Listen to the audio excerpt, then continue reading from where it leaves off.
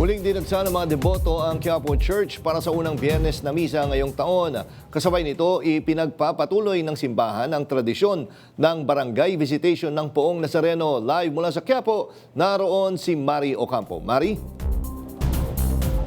Jack, maaga pa nga lang dagsana yung mga deboto dito sa simbahan ng Quiapo para nga makapagmisa dahil ngayong araw nga yung unang Biyernes, hindi lang ng buwan kundi pati na rin ng 2026. Kaya nga ito yung ginagawang panata ng ilang mananampalataya para ipakita nga yung kanilang pasasalamat sa pagpasok ng bagong taon.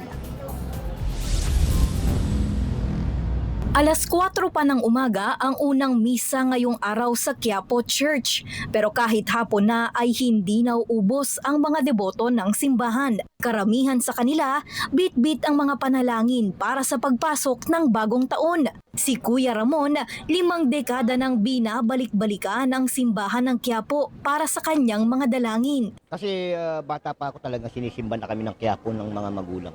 Mas maano ang paniniwala ko. Kasi naibibigay niya yung hinihiling mo. Basta't maging isa puso mo at saka isa isip ang ginagawa mo, pananampalataya sa kanya. Ipinagpatuloy din ng simbahan ng Quiapo ang barangay visitation ng Poong Nazareno, isang aktibidad para palalimin pa ang pananampalataya ng mga tao at iparamdam na ang simbahan at ang Poong Nazareno ay malapit sa komunidad at sa mga hindi makakapunta sa traslasyon. Kagaya ni Alan mula sa Navotas na nasaktuhan ang Nazareno matapos dumalo ng misa sa Quiapo kasama ang kanyang pamilya. Sa amin kasi, ang hirap kasi, lalo na pag ngayon maraming tao, ang haba ng pila. So ngayon nakita namin nandito si Poon sa labas. So sabi ko sa mga anak ko, halik tayo kasi andito yung Poon na sa labas. Meron na siyang binigay sa amin na kahilingan na natupad naman. So ngayon, meron kasi kaming naranasan na ups and down. Merong kahirapan, merong okay, pero hindi kami nawalan ng panalig kay Poon. Talagang buong puso kami, kay Poong Nazareno kami lahat. Pinapaalalahanan naman ng mga deboto na sumunod sa mga alituntunin ng simbahan at ng otoridad upang matiyak ang kaayusan at kaligtasan ng lahat.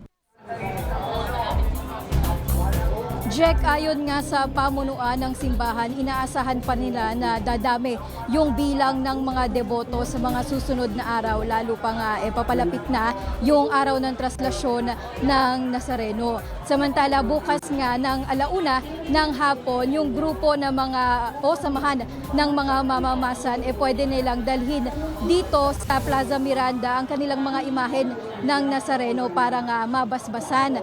Gaganapin yung exact blessing dito sa gilid ng Quiapo Church sa banda nga ng footbridge, yung pinakamalapit na footbridge dito sa simbahan sa may banda ng Quezon Boulevard.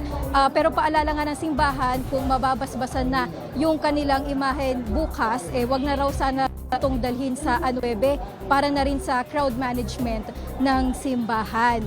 At para naman sa ating mga kaserbisyo na gusto pang makapagsimba dito sa simbahan ng Quiapo para nga sa First Friday Mass, hanggang alas 8 pa ho ng gabi yung huling misa. Kaya makakapunta pa ho kayo. Jack?